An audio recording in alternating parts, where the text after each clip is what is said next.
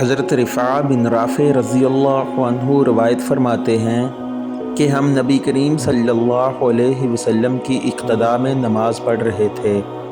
جب آپ صلی اللہ علیہ وسلم نے رکوع سے سر اٹھایا تو سمیع اللہ لمن حمیدہ کہا۔ ایک شخص نے پیچھے ربنا ولک الحمد حمداً کثیراً طیباً مبارکاً فیہ کہا۔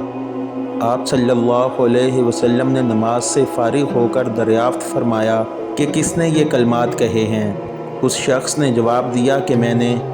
اس پر آپ صلی اللہ علیہ وسلم نے فرمایا کہ میں نے 30 سے زیادہ فرشتوں کو دیکھا کہ ان کلمات کو لکھنے میں وہ سب ایک دوسرے پر سبقت لے جانا چاہ رہے تھے۔ دوسری حدیث میں حضرت ثابت بنانی رحمۃ اللہ علیہ فرماتے ہیں کہ حضرت انس رضی اللہ عنہ ہمیں نبی کریم صلی اللہ علیہ وسلم کی نماز کا طریقہ بتاتے تھے۔ چنانچہ آپ نماز پڑھتے اور جب اپنا سر رکوع سے اٹھاتے تو اتنی دیر تک کھڑے رہتے کہ ہم سوچنے لگتے کہ آپ بھول گئے ہیں۔